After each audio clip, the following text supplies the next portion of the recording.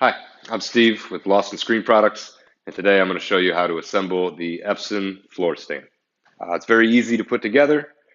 Simply set your two frames on a flat surface, and then take your bottom pan using the 1/4-20 5/8 long bolts. Screw the bottom pan into the already pre-drilled holes. And when I'm first assembling the stand, I just finger tight the bolts. And once everything goes together, I'll come back later and retighten it down with a tool.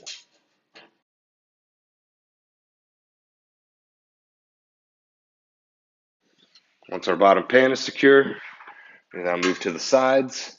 You'll notice the side pieces, one has a small lip. That side will go on top.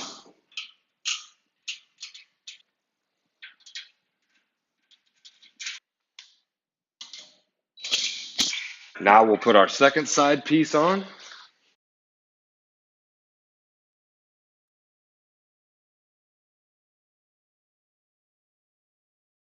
The only tool you'll need is a 7/16 socket or a 7/16 wrench, and we'll just go around and tighten all the bolts down.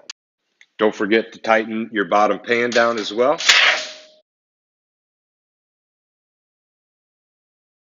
The locking casters also have already pre-drilled holes. The casters will mount with a 1/4-20 1/2-inch bolt and tighten with your tool.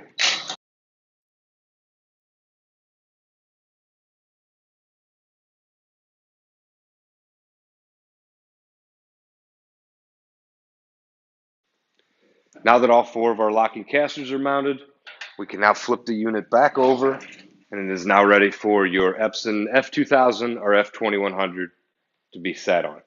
The printer itself has 4 knobs on the bottom that will fit directly into our 4 secured holders. Here's the Epson floor stand storage shelf. It's as easy as it gets. That's the Lawson Epson floor stand. If you'd like to purchase this unit, you can visit our website at www.golawson.com.